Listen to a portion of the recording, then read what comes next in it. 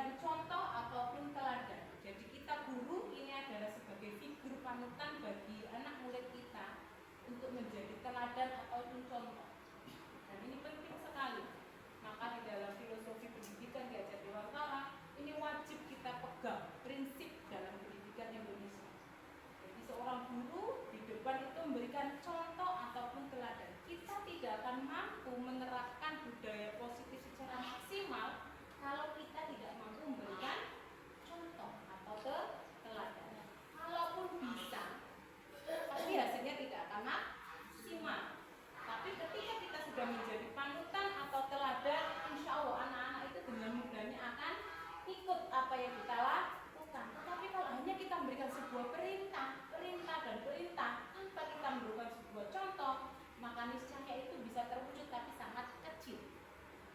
Yang kedua, engatio mangun karso, yakni memiliki arti memberikan semangat kepada siswa kita untuk terus maju, memberikan sebuah dorongan atau semangat ataupun motivasi. Kemudian yang ketiga, tuturi handayani, memberi semangat kepada murid dalam menentukan pilihannya. Kadang ini kita sering kali terabaikan untuk memberikan semangat untuk pilihan, karena terlebih di anak-anak kita, yakni anak-anak SMA, itu biasanya posisinya dalam posisi yang labil dalam arti bagaimana? Ketika menentukan jurusan, ketika mereka melakukan pendidikan selanjutnya, itu biasanya bingung. Saya mau ngambil apa ini, Bu? Padahal sudah kelas 3 atau kelas 12. Padahal harusnya ini sudah menjadi mimpi indahnya yang harus sudah dikonsep dari awal ketika dia kelas 10. Maka bisa tidak bisa, mampu tidak mampu, kita usahakan nanti. Begitu nanti kelas 10 kita sudah arahkan anak. Jadi, nak, harus kamu tentukan pilihanmu ke depan itu mau jadi apa sih yang akan menjadi tujuan hidupmu. Jadi kalau dari awal itu sudah jelas, insya Allah dia itu akan continue.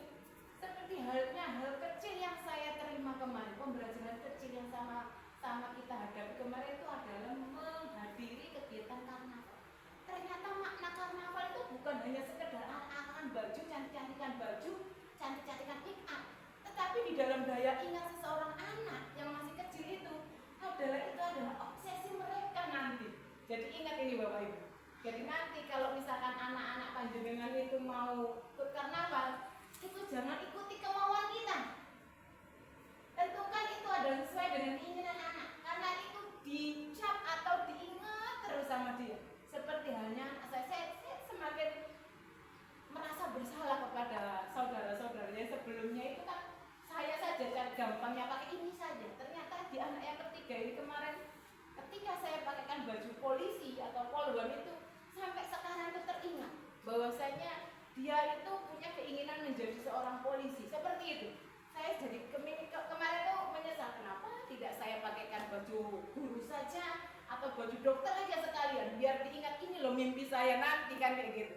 Jadi sampai pulang tuh baju sudah saya cuci pun masih terus diingat. Pak polisi, hormat gak seperti itu. Jadi kan memori anak itu terekam, ya kan? Terlebih masih kecil, itu sangat kuat. Jadi kita ini sebagai orang tua, sama-sama kita sebagai orang tua, maka tanamkan hal-hal yang positif kepada anak kita sesuai dengan keinginan. Bangun terus bakat keterampilan dia, jangan dibatasi. Mungkin belum terlihat, tapi kalau ada sesuatu yang dia mulai sukai, tentulah jalan hidup dia nanti, ya Bapak Ibu ya. Jadi itu sekilas tentang kegiatan karnaval yang saya ikuti kemarin, maka membangkitkan semangat anak dari kecil. Karena anak itu kan apa ya, daya ininya belum terkontaminasi, daya pikirnya itu masih natural, masih alami sekali. Jadi insya Allah di dalam otak dia itu masih jernih, tidak ada hal-hal yang negatif. Jadi kalau sesuatu yang datangnya positif akan terekam dengan sangat baik. Selanjutnya kita mulai masuk ke dalam yang awal tadi, yakni budaya positif. Kenapa sih budaya positif itu sangat penting? Seperti halnya kata-kata awal saja sudah sangat menarik. Budaya dan positif terbentuk dari dua kata, yakni budaya dan positif. Kalau kita tahu budaya itu sendiri adalah sebuah kebiasaan, ya kan? Atau keyakinan-keyakinan yang sering kita lakukan. Positif itu tentunya adalah hal-hal yang bernuansa baik. Nah, maka budaya positif itu memiliki makna, yaitu nilai-nilai atau keyakinan-keyakinan dan juga kebiasaan-kebiasaan di sekolah yang berpihak pada murid agar murid dapat berkembang menjadi pribadi yang kritis, penuh hormat dan bertanggung jawab. Ini sebenarnya sudah terjadi pada anak-anak kita khususnya dan umumnya pada generasi emas seluruh peserta didik di Indonesia ini. Namun ada hal-hal kecil yang sudah mulai terbenam. Nah, seperti halnya yang kita rasakan dulu. Dan kenapa kok saya mengatakan ini? Hal ini sangat dipengaruhi oleh yang namanya kemajuan teknologi. Salah satunya apa Bapak Ibu?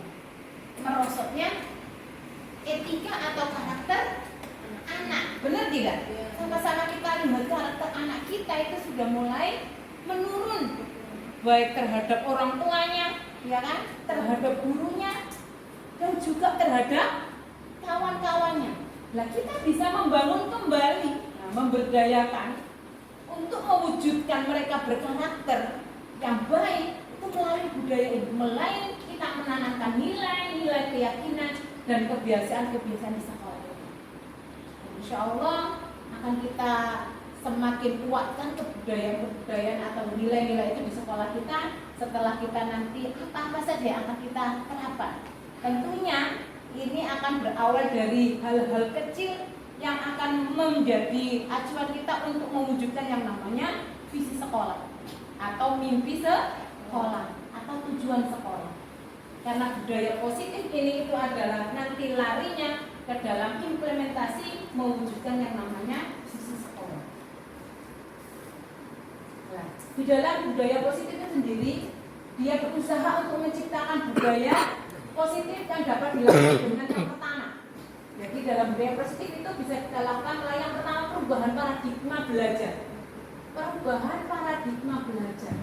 Dari yang awalnya itu kebanyakan kita menggunakan teacher center, maka kita rubah. Apalagi kurikulum kita sudah berubah menjadi kurikulum merdeka. Nah, sudah tidak zamannya lagi kita menjadi objek pusat daripada anak. Pembelajaran itu sekarang berpusat pada siswa, yaitu student center. Kita ini hanya mengayomi mereka mau apa, yuk kita bimbing, kita arahkan. Maka perubahan paradigma belajar yang awalnya dari teacher center kita rubah menjadi student center. Mau tidak mau, karena kalau masih kepada teacher center maka tidak akan pernah berubah mindset kita, pola pikir kita. Kita pasti akan berusaha menggurui siswa, padahal saat ini tidak lagi zamannya kita menggurui siswa. Mereka butuh apa, kita siapkan. Kita motivasi, kita beri dorongan, kita beri fasilitas. Selanjutnya yang kedua, untuk menciptakan budaya positif dapat dilakukan yang kedua dengan disiplin positif. Yang ketiga dengan motivasi perilaku manusia. Yang keempat kebutuhan dasar. Kemudian selanjutnya keyakinan kelas. Selanjutnya posisi kontrol guru dan restitusi. Jadi ada kurang lebih 7 cara untuk menciptakan daripada budaya positif tersebut. Jadi kalau yang pertama insya Allah sudah bisa dipahami ya Bapak Ibu ya, untuk merubah paradigma belajar. Paradigma belajar ini mau tidak mau kita harus sudah berpusat kepada murid. Terus bagaimana menghadapi dengan model murid yang berbeda-beda Bu Nabi? Nah, ini adalah tugas kita, ya kan? Makanya di awal itu kan kita ada yang namanya pemetaan kemampuan anak. Jadi kalau anak itu pandainya itu dalam bidang matematika, kok fisikanya nggak pandai atau biologinya nggak pandai, nggak usah dipaksakan Bapak Ibu. Tapi tetap kita dukung, jangan pula nanti dia nggak bisa maupun nanti, ya wes lah dibiarkan saja, tidak. Maka kita butuh mendukung mereka untuk terus berkembang sesuai dengan potensi yang dimilikinya. Ibaratnya itu kalau dia itu lebih menggemari atau lebih cinta matematikanya, pupuk saja matematikanya itu. Mana tahu itulah peluang dia menjadi orang-orang hebat. Terkadang anak-anak kita itu mungkin matematikanya nggak pandai, fisikanya nggak pandai, biologinya nggak pandai, tapi seninya bagus. Ada yang olahraganya bagus, benar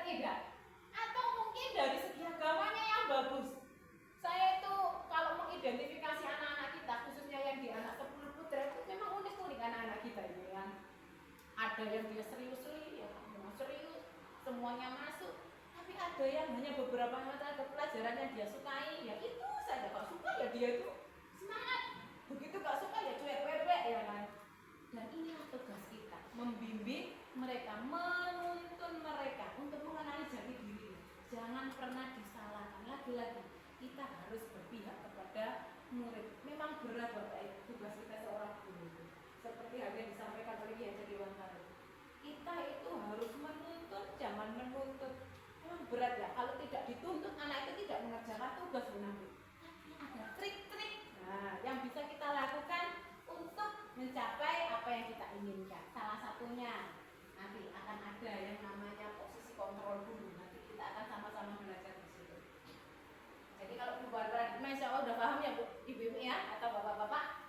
Nah, insya Allah kita berusaha untuk merubah paradigma belajar kita. Jangan hanya kita ini jadi objek pusat daripada belajar, tapi rubahlah menjadi student center, siswa sebagai pusat pembelajaran. Yang kedua, disiplin positif. Jadi kalau perubahan paradigma seperti ini berawal dari bagaimana seorang bisa berubah dari paradigma teori stimulus respon kepada pendekatan teori kontrol. Jadi ini yang disampaikan oleh Stephen R. Covey. Bila kita ingin membuat sebuah kemajuan perlahan, sedikit-sedikit, ubahlah perilaku Anda. Awal itu masih kita lagi, tidak anak. Ubahlah perilaku Anda. Namun bila kita ingin memperbaiki cara utama kita, maka kita perlu mengubah kerangka acuan kita, yaitu ubahlah bagaimana Anda melihat dunia dan bagaimana berpikir tentang manusia, dan ubahlah paradigma. Jangan pernah menganggap anak itu nggak bisa, anggaplah yang baik-baik saja. Anggapan itu yang akan menghasilkan apa yang kita pikirkan. Jadi seperti yang disampaikan oleh Stephen ini, ketika bagaimana kita ingin mengubah cara utama kita adalah mengubah kerangka acuan kita dalam berpikir, atau bagaimana kita merubah atau melihat dunia, atau kita berpikir tentang manusia. Jangan dilihat negatifnya. Kadang kita kalau ada seorang anak yang sudah sering melakukan kesalahan, itu boleh ya kita ingat. Padahal itu tidak dibenarkan Bapak Ibu. Maka jadikan itu adalah sebagai modal utama. Kalau kesalahan itu kalau kita menilainya itu kan sebagai hal yang negatif ya, maka ubah pola pikirnya. Kesalahan dia jadikan itu adalah kekuatan dia untuk bisa merubah menjadi orang yang lebih baik lagi. Jadi teori stimulus respon itu bagaimana sih? Seperti ini. Realita atau kebutuhan kita itu sama. Terus teori kontrolnya, realitas kebutuhan kita itu berbeda. Ini kan sama-sama ini. Realitanya kebutuhan kita sama-sama kepingin makan. Tapi teori kontrol belum tentu semua orang tuh mau makan nasi. Belum tentu semua orang tuh seleranya sama. Sama-sama nasi uduk atau nasi bungkus saja. Ada yang sukanya pakai ayam, benar tidak? Ada yang mau pakai ikan nilam misalkan, atau ada yang suka mungkin pakai ikan laut, atau juga mungkin ada yang suka pakai ikan lele mungkin. Nah, ini makanya sama-sama kebutuhan, tapi cara teori kontrol itu berbeda. Yang kedua, semua orang melihat itu hal yang sama, tetapi di dalam teori kontrol setiap orang memiliki gambaran yang berbeda. Contoh kecil, ini sama-sama kita di sini. Yang saya tanya sekarang, contoh ini, contoh kecil saja. Kalau saya, atau yang ini saja lah. Nah, saya tanya kepada Bu Rifa, apa yang Bu Rifa lihat? Airnya berkurang. Ini Bu Rifa, nah, ya kan? Kalau Bu Reni, apa yang Bu Reni tangkap dari yang saya pegang ini? Ya terserah, pendapat itu tidak ada yang salah. Apa Bu Reni kira-kira? Kalau menurut Bu Reni yang saya lihat, yang dilihat Bu Reni ini sama. Semua orang melihat hal yang sama, tetapi setiap orang memiliki gambaran yang berbeda. Bu Rifa mengatakan airnya berkurang. Betul. Dari awalnya penuh, sekarang sudah tinggal setengah. Kalau Bu Reni memaknai atau melihat ini itu apa? Pelegas dahaga. Masya Allah. Nah, saya tanya kepada guru fisika atau Bu Ida, saya tidak lagi menyampaikan dengan mata pelajaran ini, hanya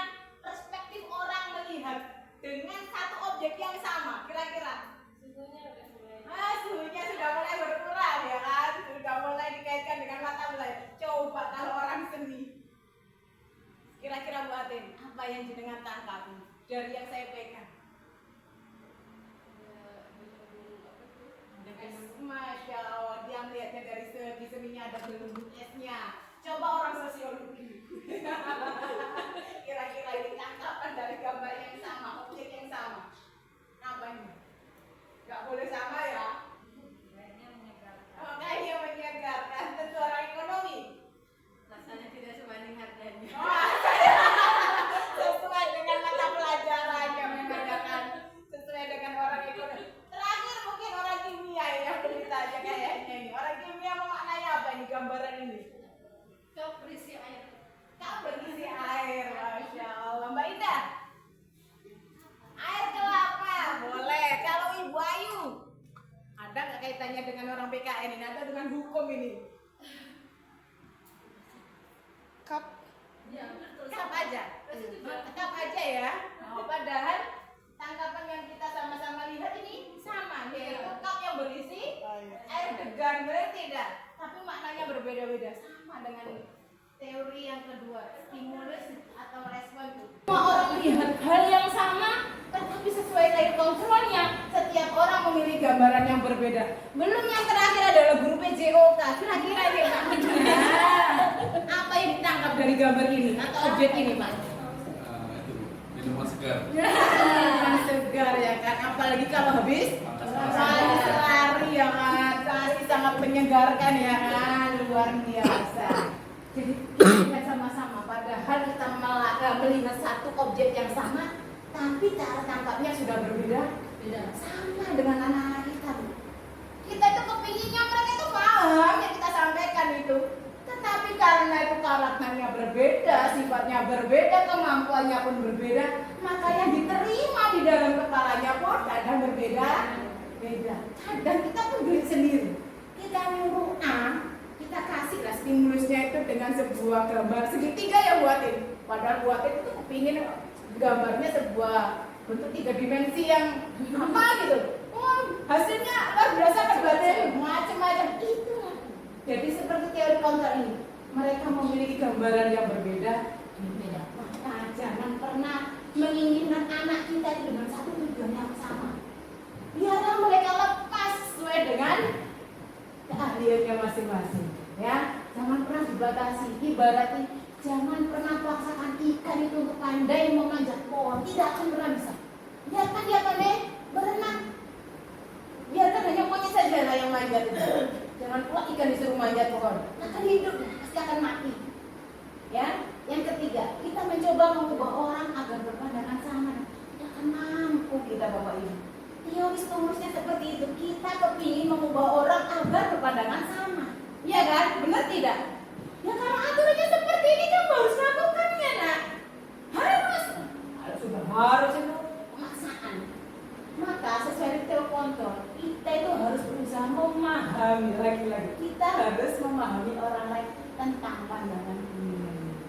Jadi mungkinlah nanti dunia kita itu adalah mendisiplinkan siswa, ya kan? Awalnya ini dengan sebuah aturan, tapi dengan cara-cara, nah, ya kan?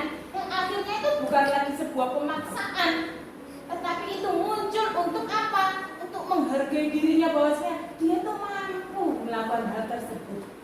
Bukan lagi karena hukuman atau kepingin mendapatkan hadiah atau mendapatkan poin mungkin. Kalau kita selalu, ayo nak nyapu biar dapat poin lumayan, benar tidak? Iming-iming kita apa? Penghargaan, lagi-lagi penghargaan. Kalau nggak piket poin, nah, ibu catat di poin. Kalau nggak pakai sepatu hitam poin. Kita rubah lagi ya. Kita berusaha memahami orang, tapi dengan tujuannya sama. Selanjutnya, perilaku buruk tidak sebagai kesalahan. Kalau awalnya stimulusnya seperti itu, maka semua perilaku memiliki tujuan. Kadang-kadang kita ya kayak gitu, unik. Pinginnya itu masuk kamar mandi, tapi caranya yang unik. Ada yang lewat belakang, ya kan? Ada yang lewat depan. Tapi kadang lebih lucu lagi, malah yang lewat enggak semestinya lewat jendela, mungkin seperti itu. Padahal ya sama, kepinginnya ke kamar mandi. Nah, ini cara kita harus kita luruskan. Selanjutnya, orang lain bisa mengontrol salah. Kalau teori kontrolnya hanya Anda, hanya diri sudah muncul kesadaran. Kalau sudah sadar bahwa saya itu adalah sebuah kebutuhan, tidak perlu dikontrol oleh Bu Rifa, tidak perlu diteriaki Bu Reni. Jangan keluar pagar, tidak akan muncul itu lagi. Karena apa? Kita sudah mulai tanamkan. Budaya positif itu bukan untuk mengejar yang namanya penghargaan atau menjauhi yang namanya punishment atau hukuman. Tetapi ingat, kita mampu mengontrol diri sendiri. Termasuk mungkin saya, sampai saat ini saya belum bisa memberikan teladan yang terbaik. Mohon maaf ya kan, tapi saya akan berusaha. Saya bisa mengontrol orang lain, yang selanjutnya teori kontrolnya Anda tidak bisa mengontrol orang lain. Karena sejatinya teori kontrol mengatakan hanya dirinya yang bisa mengontrol diri kita. Kalau dikontrol orang lain itu rasanya itu kita malah kadang sakit. Benar tidak? Sama-sama kita ini. Sama-sama lah. Aten misalnya hari ini datang terlambat, lupa pulang ngasih pesan atau kirim pesan, kawan maaf terlambat, misalnya seperti itu. Sampai datang ke sekolah ada kawannya ini saya kasih contoh ya, saya tidak lagi ini ya. Kalau misalkan nanti ada yang tersinggung, saya tidak lagi sedang menyinggung serius. Saya ini ngomong apa adanya saja. Buatin telat saja terus. Misalkan seperti itu, maaf ya buatin ini bukan buatin ini saya misalkan seperti itu. Padahal tadi sebenarnya buatin itu sudah berusaha berangkat tepat waktu, ternyata di tengah jalan kadang ada bocor ya kan, kadang jalannya tidak bagus atau mungkin yang lainnya kita tidak tahu. Tapi kita langsung aja nyelonong mengatakan hal-hal yang tidak tepat. Padahal harusnya yang pertama, buatin terlambat. Nah, itu jauh lebih akan membuat orang yang terlambat itu jadi ya Allah, di tengah jalan tadi itu ada monyet, misalkan seperti itu, atau ban saya tadi bocor, ya Allah buatin, tadi aja ada yang alhamdulillah ada yang nolong, itu lebih tenang. Nah, syukurlah buatin sampai sini, kalaupun banyak bocor, ya kan, udahlah terlambat, dimaki kawan pula, padahal di tengah jalan dia sudah kena, misalkan kesulitan, itu bukan tambah menjadikan ibarat orang kehausan itu nggak jadi lepas dahaga, tambahlah emosi, tambah nggak konsen disuruh ngajar anak, yang ada malah emosi. Sama dengan anak kita juga. Jadi ketika anak nanti kalau ada yang terlambat, jangan lambat terus, jangan itu pulang. Bapak, tanya sini, ibu kan dia, jangan pulang menikunin di tempat karena apa itu lebih menyakitkan, kadang itu anak akan menjadi down.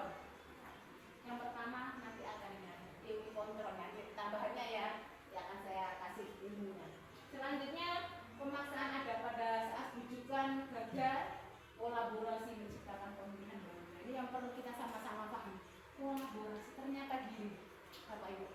Saya itu sangat tertarik kemarin dengan yang maknanya kolaborasi. Ternyata kolaborasi itu gini. Jadi ketika mata pelajaran seni budaya itu tidak harus seni budaya atau yang masuk. Bisa digabungkan, misalkan penggabungan dengan mata pelajaran ekonomi dengan daya jual itu bisa kita kolaborasi. Jadi nanti ketika jamnya ekonomi kita juga bareng buatin. Nah, jadi kalau ini tas yang hasil awalnya cuma beli 10.000, ketika sudah di apa kemarin buatin print itu menghasilkan harganya semakin tinggi. Misalkan seperti itu pas ini ya kan. Awalnya yang mungkin harganya cuma 10.000, kemudian ada batiknya bisa menjadi harga 20. Ini kan sangat menguntungkan dan ini bisa menjadi sebuah bisnis yang sangat baik. Misalkan seperti itu. Terus orang ekonomi pun mengatakan dan ini bisa dipasarkan misalkan seperti itu kan gabung kolaborasi. Bisa juga gabungan nanti dengan orang kimia ataupun orang mata pelajaran yang lain, PKWU ataupun yang lain.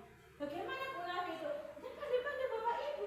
Berarti tidak harus di dalam mata pelajaran itu orang seni saja yang masih tidak perlu kolaborasi bisa atau gantian. Hari ini aku nggak bisa aku masukkan kayak misalkan seperti itu bisa. Nah, kenapa tidak? Yang penting sama-sama tujuannya sama tercapai. Termasuk nanti mungkin dipasarkan atau diinikan dengan mata pelajaran matematika. Ternyata kalau dihitung itu kan akhirnya ngitung lagi matematika jalan juga ya kan. Cara menyampaikan distribusinya menggunakan bahasa yang baik seperti ini terus jadi lakukan juga Pak Bu Reni, cara memasarkannya enak sini Ibu ajar. Jadi ada bahasa-bahasa yang akan dipahami anak untuk mendistribusikan hasil karyanya.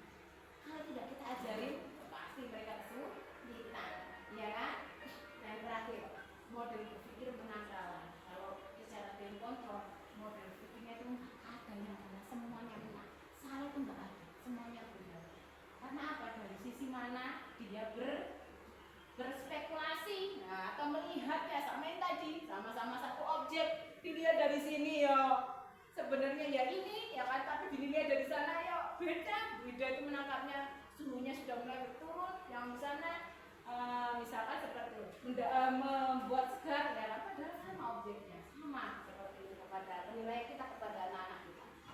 Selanjutnya kita masuk kepada disiplin positif yang terngiang atau yang tertancap di dalam kalbu kita atau pikiran kita selama ini itu kan.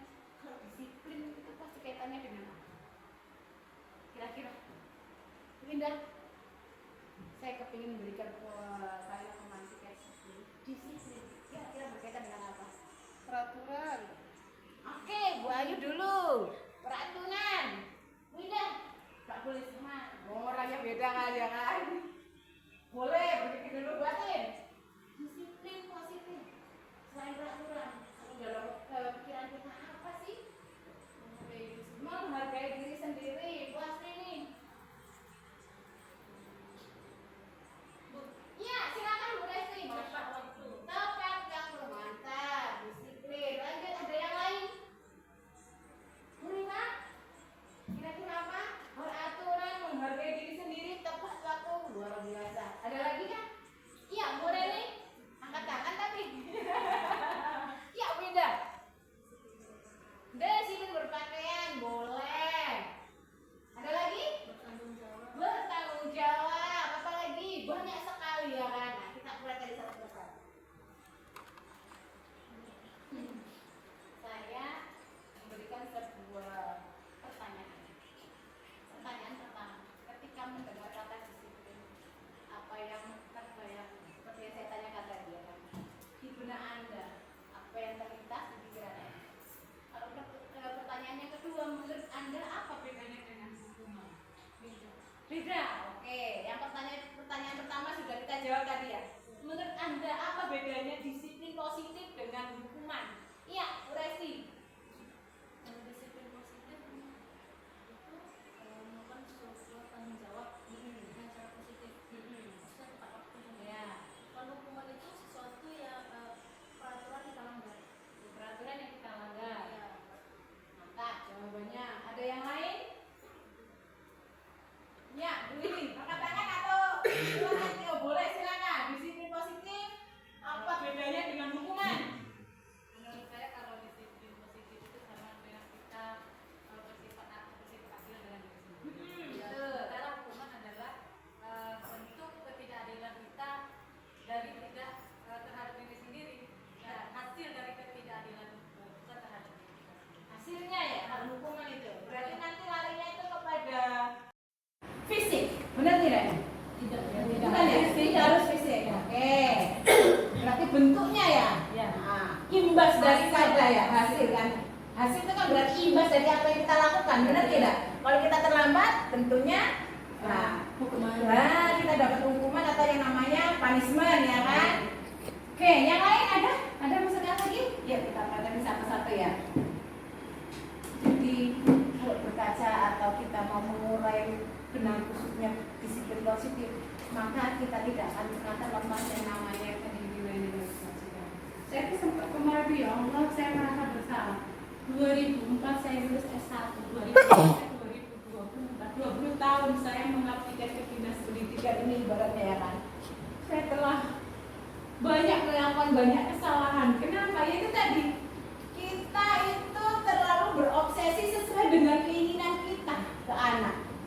Padahal itu tidak dibenarkan melalui atau ketika kita mengenal yang namanya nilai-nilai kebajikan ini. Nilai-nilai kebajikan itu apa saja sih? Jadi kalau yang pertama, nilai kebajikan yang didasarkan atau sesuai dengan profil pelajar Pancasila itu memiliki 5 nilai. Yang pertama itu beriman, bertakwa kepada Tuhan Yang Maha Esa, dan berakhlak mulia, nilai kebajikan. Yang kedua itu mandiri, kemudian 3 itu bernalar kritis, keempat itu berkebinekaan global, yang kelima bergotong royong dan kreatif. Ini baru satu nilai, yaitu profil pelajar Pancasila. Nilai-nilai kebajikan itu ternyata banyak sekali. Izin saya akan melengkapi karena di sini ada yang tertinggal dan saya tadi belum sempat untuk menambahkan nilai kebajikan yang sudah saya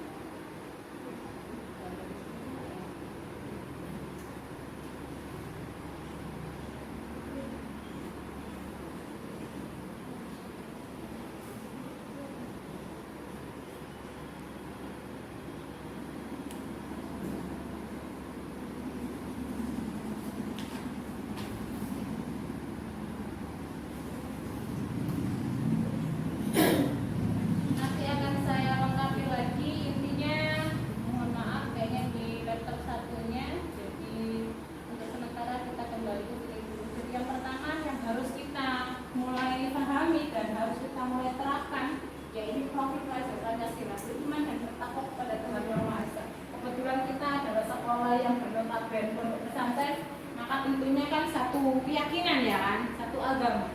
Berbeda sekali dengan sekolah-sekolah umum yang multi, bukan hanya Islam dan Nasrani, bahkan mungkin ada yang Hindu ataupun Buddha. Itu sangat sulit sebenarnya bagi sekolah untuk membagi, tapi harus didasarkan dalam beriman atas apa yang diyakininya.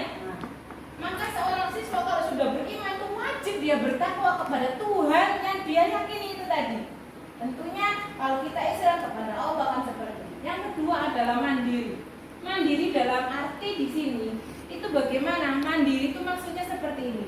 Jadi siswa kita ataupun kita ini khususnya guru itu kalau melakukan sesuatu itu tidak perlu lagi atas dasar perintah, atas dasar suruhan atau atas dasar maklumat. Tetapi hal tersebut itu adalah inisiatif dari diri kita sendiri tanpa adanya sebuah paksaan. Berasal dari sebuah kemandirian itu maka akan muncul nanti yang namanya ketulusan.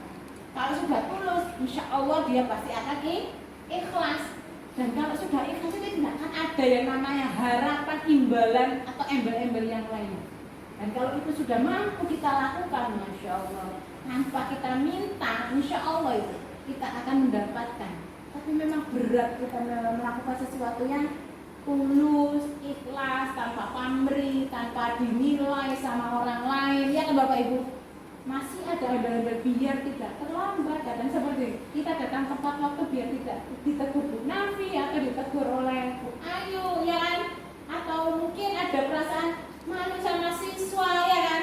Dan itu yang menjadi motivasi kita untuk melakukan berangkat pagi, benar tidak? Maka mulai hari ini harus kita rubah. Saya berangkat pagi itu memang karena kebutuhan.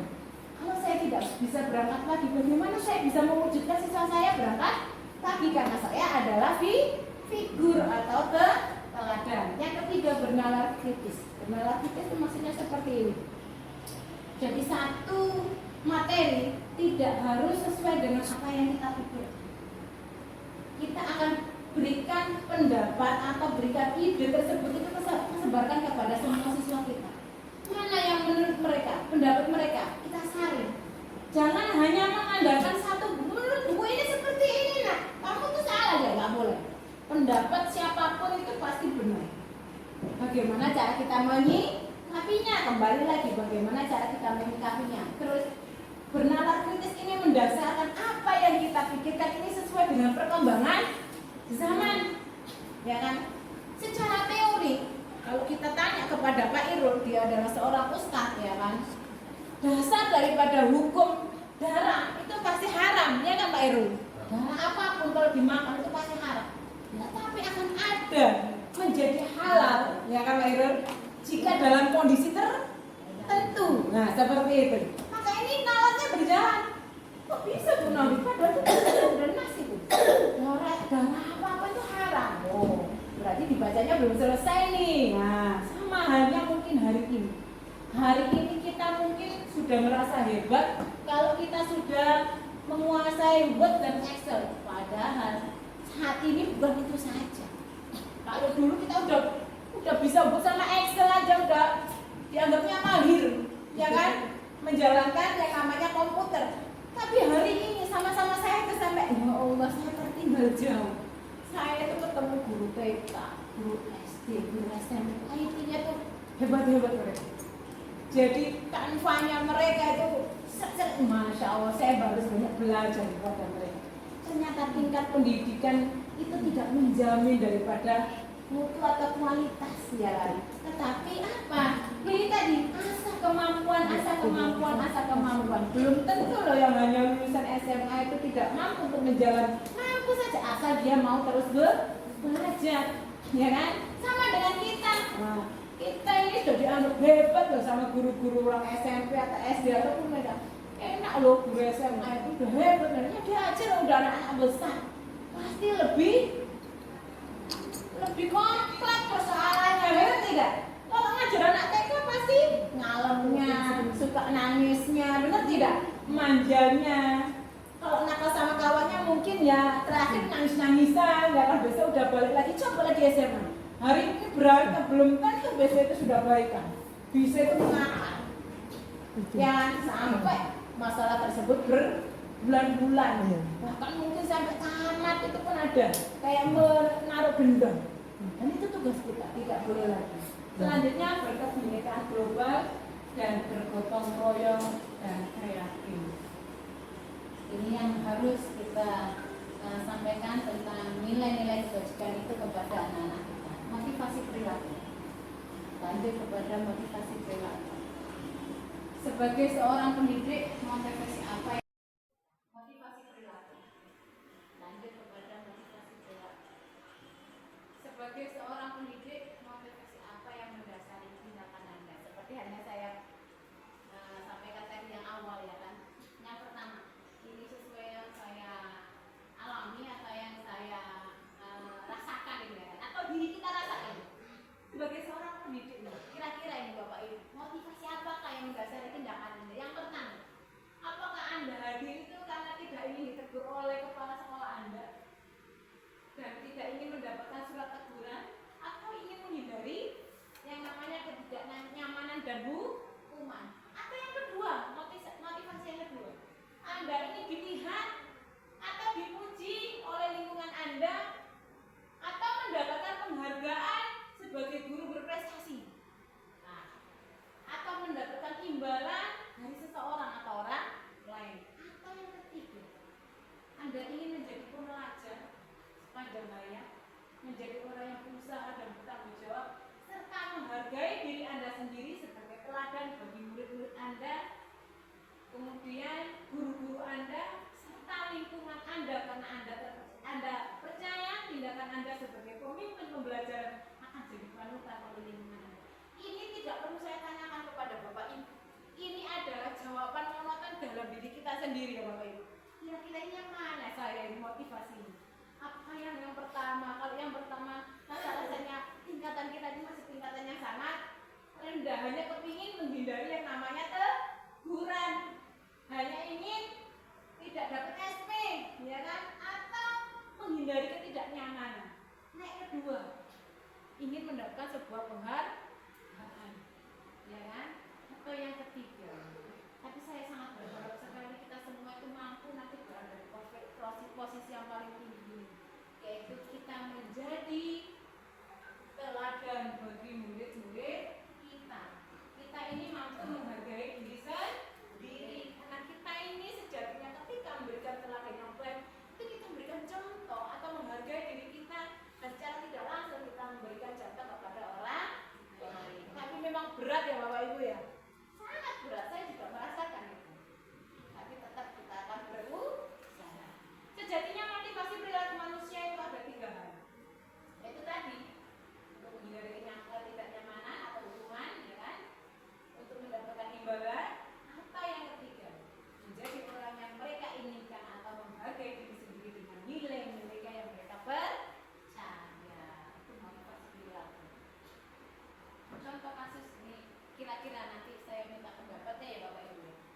Ini ada sebuah kasus misalnya, atau yang terjadi di sekolah kita. Ini ada seorang anak yang bernama Iva, kurang menguasai pelajaran matematika. Ini sering ya di anak kita ini ya kan.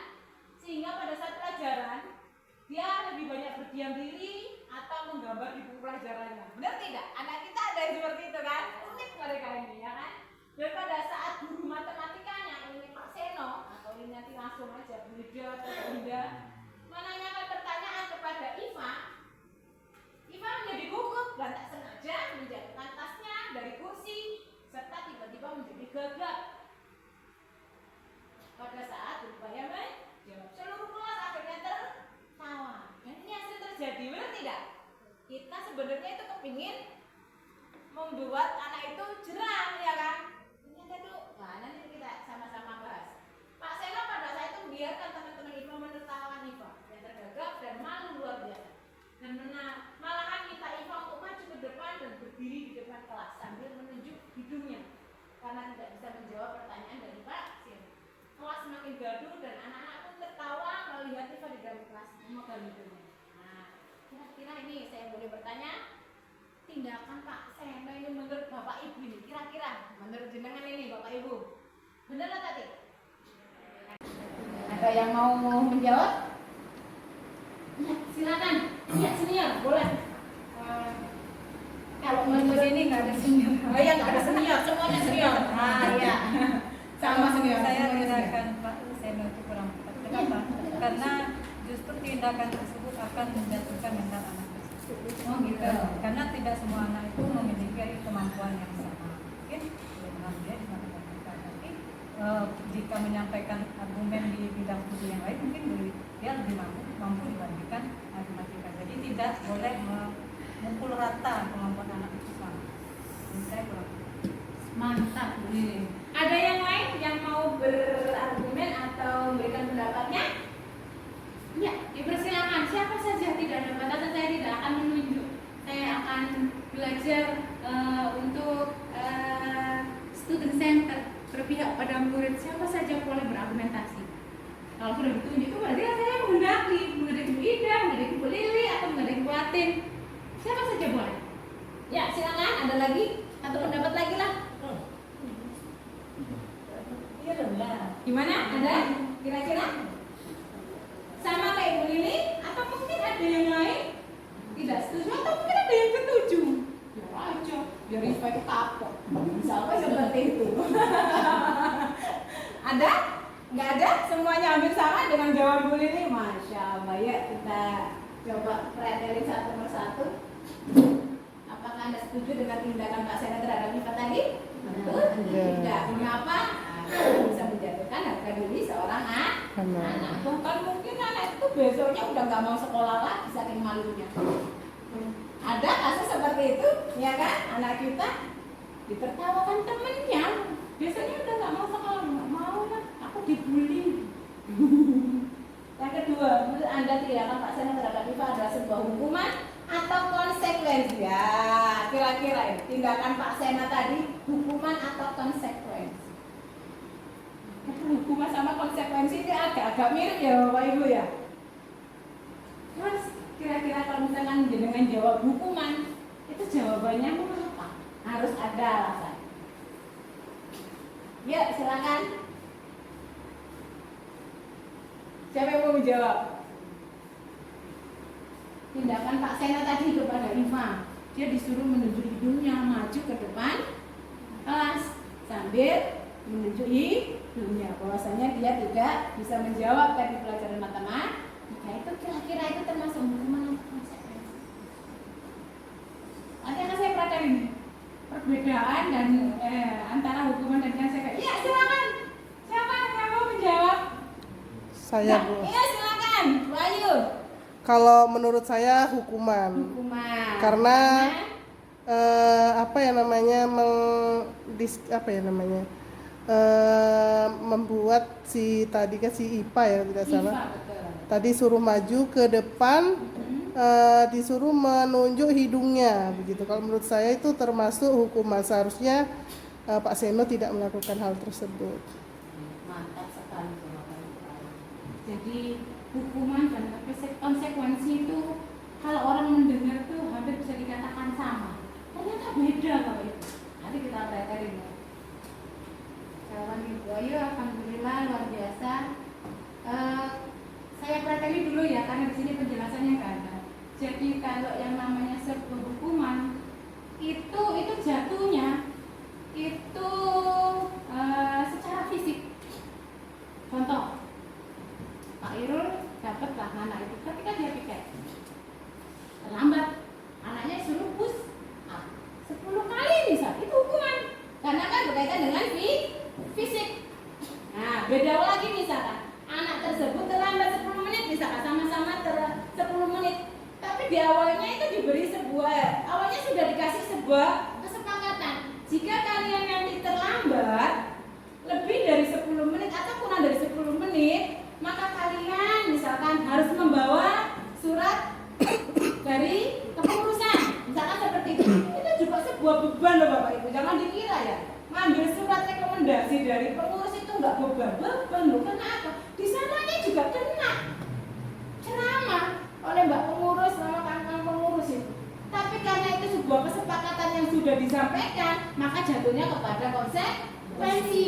Tidak ada yang namanya bentuk fisik, tidak disuruh skojang atau lari lapangan. Tapi kalau sudah lari putar lapangan gitu itu sudah masuk dalam ranah hukuman. Dan itu sangat-sangat kalau bisa itu dihindari lagi karena sudah tidak zamannya kita menghukum anak.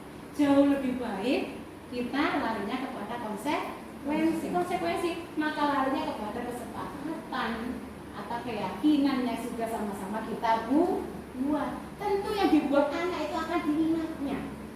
Saya itu senang sekarang sama anak kelas 10 putra. Saya tidak menemukan anak tidur lagi meskipun jam terakhir. Karena di awal saya sudah sampaikan jangan lupa kesepakatan kita ada 7. Yang pertama ini. Yang ketiga misalnya terakhir itu harus bahagia. Jadi memang fun sekali, happy mereka kan. Dan di situ mereka sepakat ketika saya berikan jika tidur maka wajib atau harus membersihkan muka dulu. Pokoknya nggak boleh tidur langsung gitu. Kalau tidur saya ingatkan siapa ini yang tidur, konsekuensinya. Mereka sadar tanpa saya harus marah-marah.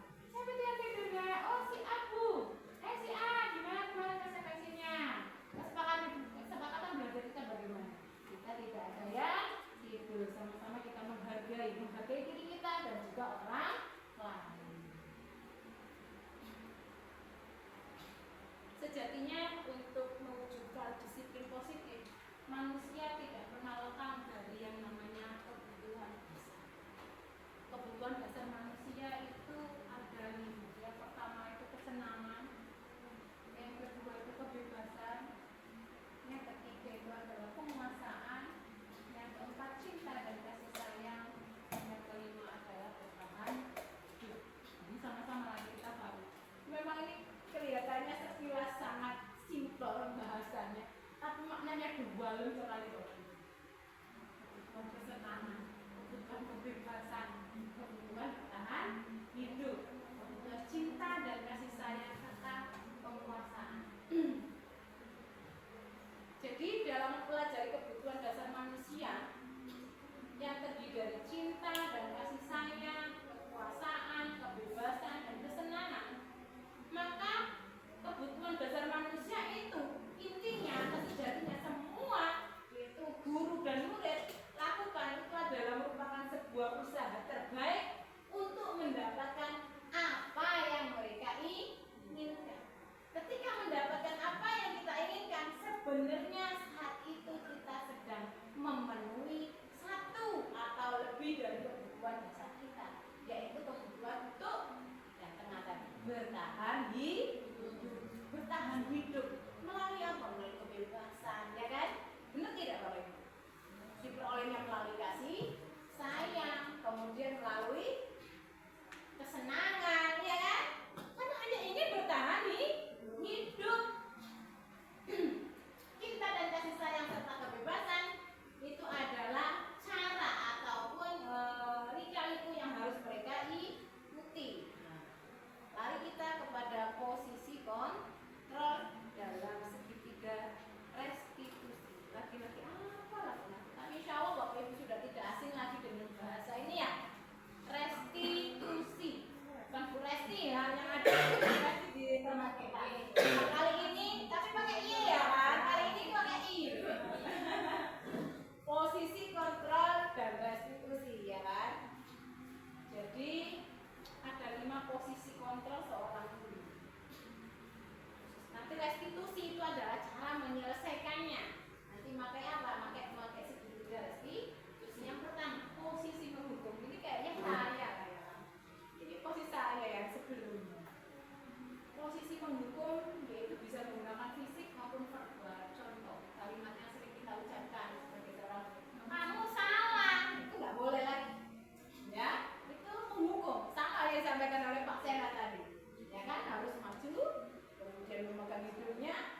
Bukan hanya lagi itu bentuk kalimat verbal lagi, tapi bentuknya sudah menggunakan fisik. Dia harus maju ke depan, ya kan? Menjatuhkan harga dirinya. Anak suruh maju, apalagi pakai megang hidung. Kalau nggak kuat mentalnya, bisa pingsan kalau saya. Kalau menurut saya ya kan. Selanjutnya, yang kedua, posisi membuat rasa bersalah. Ini biasanya guru bersuara lembut.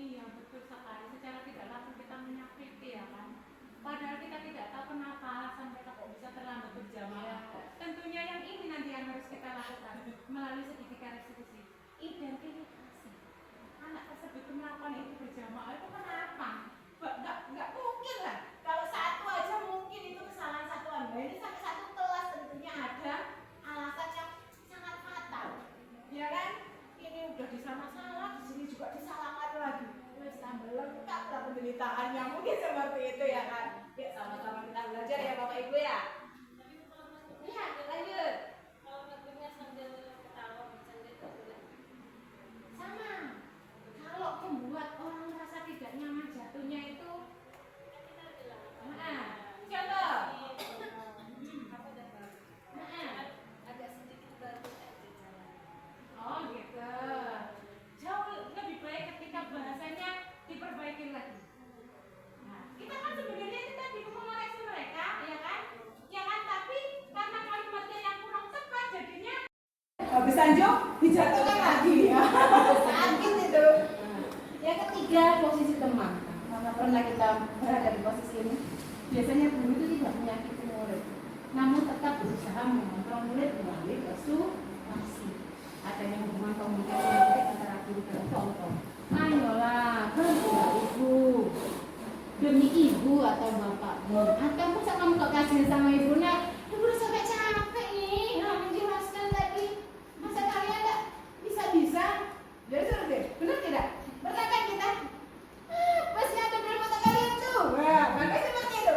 Ibu udah jelaskan. Hah? Nggak mau dia kan? Oke, nanti saya kasih yang terakhir ya Ibu ya. Oke. Tapi pernah kan kita berada di posisi ini? Tapi ternyata tidak menyelesaikan masalah. Bahkan betul, kadang kita malah dianggapnya tidak berharga ya kan? Rasa-rasa cemek gitu. Enggak, saya punya jurus nanti ya, tenang aja. Mudah-mudahan berhasil. Tapi memang luar biasa. Kayaknya Bu Asri yang sering. Ayolah, besok jangan terlambat lagi. Benar tidak Bu Asri? Tapi kita nggak menyakiti ya kan? Tapi ada rasa lagi, kok kebangetan ini wis tak deketi kok ini ya nggak berubah-berubah. Yang keempat, posisi pemantau. Biasanya guru mengawasi dan bertanggung jawab atas perilaku yang diawasi. Contoh, peraturannya apa? Nah, ini pemantau ini. Apa yang terang melanggar? Contoh ini pakai sandal. Pakai sandal lagi. Benar tidak? Betul. Pakai celana apa ini? Ya kan, ya sering ini. Nah, atau yang ini, masya Allah, posisi manajer. Posisi manajer itu biasanya guru sesuatu bersama murid. Mempersilakan murid bertanggung jawab atas perilaku dan mendukung murid untuk menemukan solusi. Kayaknya ini benar yang kita lakukan. Benar tidak Bapak Ibu? Ya, sama-sama kita renungi dari kata-kata ini. Guru bersama murid, ya kan? Biasanya guru berbuat sesuatu bersama murid. Mempersilakan murid mempertanggungjawabkan perilakunya dan mendukung murid untuk menemukan solusi permasalahan sendiri. Contoh, apa yang kita yakini, apa rencana kamu untuk memperbaikinya. Ini adalah bentuk daripada pertanggungjawaban atas kesalahan. Nah, ini nanti akan dikembangkan di segitiga restitusi. Berawal dari yang pertama, contoh nih, ini ada sebuah kasus. Kasus ya, kasus 4. Kasusnya nggak ibu.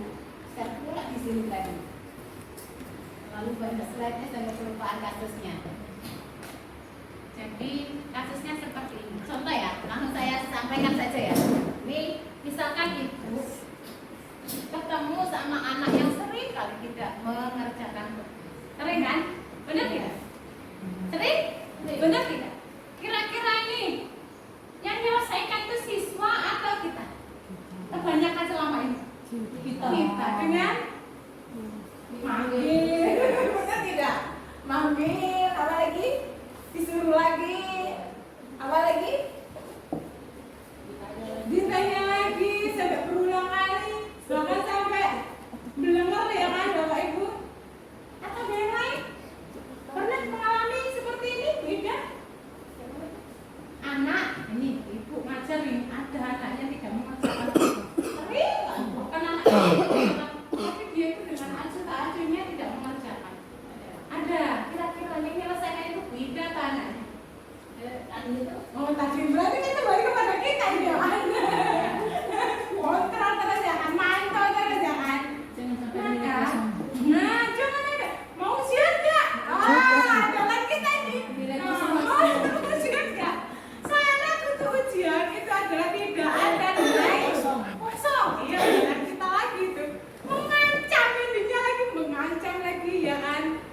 Maka yang kita tawarkan yang pertama adalah kita ya sertifikat restitusi.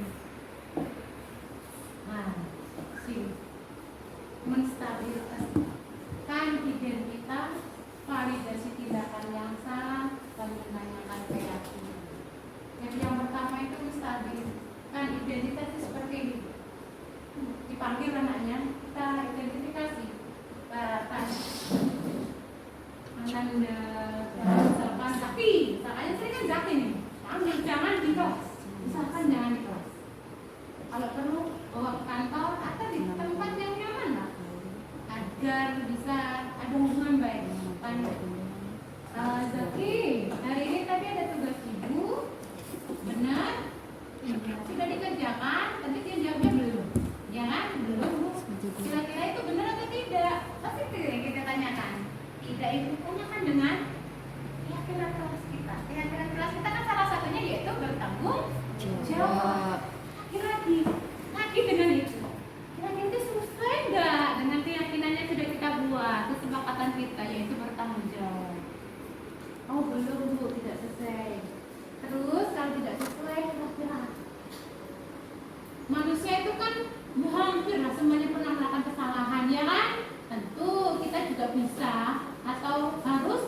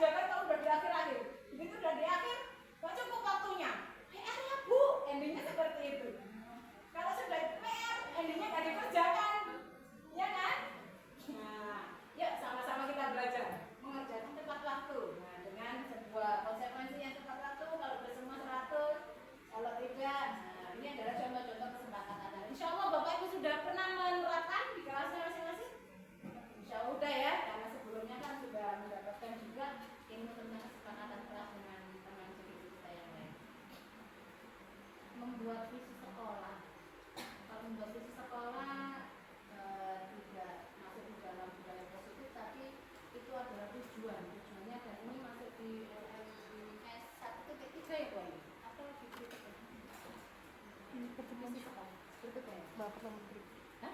Pertemuan berikutnya. Ya, di modul 2 kan? Ya. Belum. Udah masuk? Belum. Baru 1 TPM, Pak. Oh. Dari sini Bapak Ibu ada yang perlu ditanyakan, silakan. Panas ya, Masya Allah. Tambahan Bu untuk Iya. kesepakatan kelas.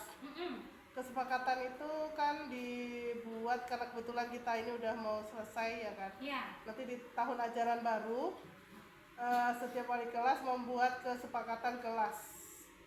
Itu yang pertama. Memang sebenarnya sih keyakinan atau kesepakatan kelas ini dibuat ketika kapan saja kita mengajar di awal pembelajaran, biasanya seperti itu. Tetapi untuk di kelas juga kalau bisa dibuat dan ditempel di dinding begitu. Paham ya Bapak Ibu kira-kira? Jadi ada yang namanya kesepakatan kelas. Kesepakatan kelas itu bukan berarti miliknya wali kelas. Paham ya? Kalau kesepakatan belajar berarti miliknya personal guru masing-masing. Jadi boleh lebaran di mana saja. Ini adalah area kita. Mau ditempel di mana saja, nggak ada masalah. Jadi jujur enggak, tambah bagus asal penataannya kita tata yang bagus, tidak ada yang jelek. Semuanya kan tergantung penilaian kita. Ya asal rapi, terus naruhnya juga sesuai pada tempatnya, ya kan? Kemudian di kertasnya ini mungkin adalah PR kita ini masih lagi-lagi keamanan, tapi insya Allah akan saya usahakan minimal nanti akan ada salah satu dulu lah kelas mana yang akan saya jadikan percontohan gitu kan. Kira-kira bisa itu Bapak Ibu. Mohon maaf ini bukan kepingin mendiskriminasikan, bukan. Jadi kalau misalkan nanti itu kan ada yang ini silakan bantu dengan misalkan kelas yang terbaik akan kita jaga keamanan, misalkan kita apa namanya kasih kawat atau apa namanya buat trali. Karena di akhir ini nanti tuh saya akan sering ada kunjungan dan itu memang langsung masalah kelas. Jadi hasil itu kan bukan hanya saya ngomong di ini, di forum ini, tapi langsung action. Jadi kalau misalkan contoh, kelas yang terbaik yang mana, kan kita amankan. Misalnya nggak aman, Bu Hafiz sudah dibikin bagus-bagus, dijebol misalkan seperti, kan saya misalkan contoh seperti ini di kelas gini lah. Maka saya bikin nanti di sini adalah saya terali besinya. Misal kalau udah diterali terus itu di ini, masa juga dijebol kan kebangetan. Atau mungkin terakhir adalah pasang CV itu lah. Ya kan? Mungkin diusahakan dalam waktu dekat ya Bu Aya ya, CCTV itu segera untuk direalisasikan dan mudah-mudahan tidak di otak-atik lagi, tapi tetap koordinasi ya kan, kerjasama dengan pengurus pondok. Kan terakhir kemarin memang kepada kepengurusan tentang spanduk, kemudian MCK yang kotor, apakah masih separah itu Bu? Ini saya belum sempat ke bawah. Sudah tidak. Ujian penghargaannya ketiga, menghargai dirinya sendiri. Kira-kira nih teori motivasi yang mana? Yang kedua, yaitu mendapatkan stiker bintang. Adakah cara lain agar murid kelas 2 ini bersedia antri di depan kelas tanpa diberi penghargaan stiker bintang? Nah, kira-kira menurut Bapak Ibu ini ada cara yang lain? Karena sudah terbiasa dia dengan stiker bintang yang diberikan oleh ibunya tadi, ya kan? Begitu diganti guru pengganti, kembali ke asalnya lagi, ya kan? Karena tidak ada penghargaan. Nah, kira-kira ada tidak? Ada, ya. Silakan. Dengan menumbuhkan kesadaran diri pada Kira-kira caranya bagaimana itu? Ya. pentingnya Berbaris. berbaris dengan rapi. Jadi itu lagi kepada penanaman budaya positif, ya kan? Benar tidak? Disiplin antri, ya kan? Cermin pribadi, tidak rebut-rebutan. Lagi-lagi pemahaman, ya kan? Pendidikan lagi yang kita sampaikan, penguatan karakter kepada anak, ya kan? Satu lagi Bu, Iya, silakan. perlunya adanya pembiasaan. Iya. Karena kalau tidak ada pembiasaan, maka anak itu tidak lupa dia. Lupa apa yang seharusnya dia lakukan begitu. Betul. Maka lagi kembali kepada pembiasaan atau nilai-nilai yang harus kita tanamkan secara kontinu, ya kan, dan bertelan. Jangan hanya di awal sebenarnya. Kita berangkat pagi, di awal aja. Berikutnya udah enggak lagi. Tidak, tapi bertelan. kelanjutan. Restitusi sebuah pendekatan untuk menciptakan disiplin positif. Insya Allah yang tadi sudah saya sampaikan ya, segitiga restitusi tadi. Nah, ini ada bentuknya. Jadi segitiga restitusi, kenapa disebut segitiga restitusi di sini? Menstabilkan identitas, kemudian validasi tindakan yang salah, kemudian menanyakan keyakinan atau kesepakatan atau nilai-nilai kebajikan tadi ya. Dalam segitiga restitusi itu tentu yang di sini kan validasi tindakan. Kamu tentu punya alasan kenapa melakukan hal tersebut, ya kan? Kita tanyakan itu, kenapa tadi kok tidak mengerjakan tugas itu? Apa alasannya? Ngantuk bu, tadi malam begadang, atau kemarin disuruh kerja di pondok bu. Kadang kan kita tidak tahu-taunya anak itu udah tidur aja. Lagi kurang saya kaku, kadang kita nggak tahu anak kita sakit pun, ya kan? Asal udah tidur, kamu tidur aja. Padahal sebenarnya dia sudah menahan sakit. Nah, atau ada cara yang lebih efektif untuk mendapatkan apa yang dibutuhkan. Stabilkan, setiap orang pasti pernah melakukan kesalahan. Kamu bukanlah satu-satunya yang pernah melakukan kesalahan ini. Nah, itu pun pernah. Tapi, ya kan, harus kita ingat. Tapi, tentunya kita bisa memperbaiki dari kesalahan itu. Ya kan, apa yang harus kita pertanggungjawabkan? Tentu dengan ini. Keyakinan terus apa yang telah kita sepakati sih kan? Tanggung jawab terus apa yang harus kamu lakukan? Nah, seperti itu balikkan saja. Sama halnya ketika kita kepada anak kita, benar tidak Bapak Ibu? Ya kan? Anak-anak kita yang kecil tuh baru tahu, masya Allah. Saya tuh sering ditakdir itu, masya Allah. Kadang saya diingatkan sama hal yang kecil itu, tapi itulah anak kecil itu memang kelihatannya kecil, tapi otaknya memang brilian. Maka berbuatlah kita kalau jadi orang pengen mengamal sesuatu yang baik, biar apa terangkat dengan baik apa yang dia terima. Jadi kamu ingin menjadi orang yang seperti apa ya? Kamu ketika sudah besar baru kita tanya kita tentunya ketika masih saya menjadi apa? Kita akan diingat itu Bapak Ibu. Jadi dokter, jadi pilot, jadi polisi. Dan persekusi, awal sudah. Contoh kesepakatan. Kalau yang ini kayaknya insya Allah semuanya sudah paham ya. Contoh kesepakatan. Atau ada yang belum dipahami tentang kesepakatan? Kesepakatan kelas itu yang jelas atau keyakinan kelas itu setiap anggota kelas itu pasti perlu belajar ya kan. Terus melakukan tugas, terus senang. Yang tidak pernah kalah itu tadi bahagia. Jangan pernah menyelipkan hal bahagia. Kalau udah nggak bahagia itu kasihan Bapak Ibu. Tapi kalau sesuatu yang sudah dikerjakan dengan bahagia, meskipun sakit kayak Pak Irul tuh, olahraga padahal jalan nggak ada seneng-senengnya kalau menurut kita, apa ya pakai senengannya jalan.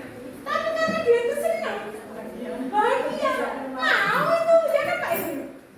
Entah kebahagiaan yang model apa yang mereka rasakan, tapi ya masih penting lah anak-anak di lapangan daripada jalan. Kalau saya mikirnya, itu mindset kita berbeda. Ternyata anak itu jauh lebih bahagia ketika diajak keluar, yang mungkin itu cara refreshing dia Pak Irwan. Mungkin karena sudah 24 jam kali 7 nggak pernah keluar, ya kan? Ya di asrama ketemunya yo itu pojok itu ya kan? Diajak keluar meskipun lewat jauh. Nah, karena ya kemarin juga waktu bilang kenapa harus dijaga. Jadi saya sejak berpikir kan sekarang sudah diantarkan ke bawah pagi rombongan yang kelas 11 itu dia tidak lagi gitu. Jadi tadi itu saya cek sudah ada setara yang kemarin saya temui kan. Itu makanya kita kan harus melakukan sebuah pembenahan dan memang harus continue itu yang paling penting. Ya kan? Kadang kita ini kan sergap di awal begitu dikenal udah merasa nyaman, lupa anaknya sudah mulai kumat lagi, benar tidak? Kitanya menganggap anaknya sudah baik, ini nggak perlu kita awasi lagi. Jadi akhirnya terulang kembali ya kan? Continue itu memang penting. Ada yang lain Bapak Ibu? Apa dia perlu tanyakan tentang disiplin positif? Insya Allah bisa ya kan? Pas kan lelah ya, siang ya kan? Insya Allah mudah-mudahan lah yang kita lakukan ini bermanfaat untuk kita semua. Terima kasih atas waktu yang diberikan. Mudah-mudahan Allah senantiasa membalas kebaikan Bapak Ibu semua.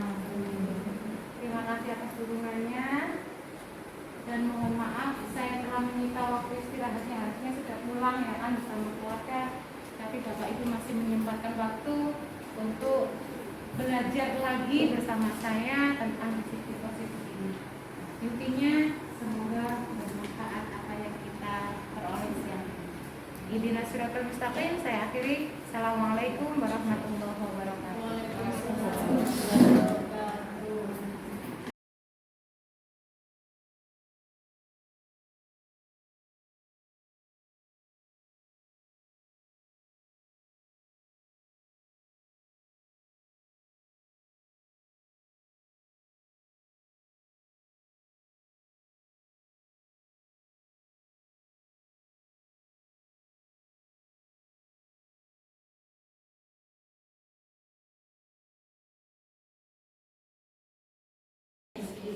Are you ready? Go. Are you ready? Go. Ro'i sulfas istiqdadang. Baiklah, sebelum belajar marilah kita berdoa bersama-sama. Berdoa mulai. Bismillah.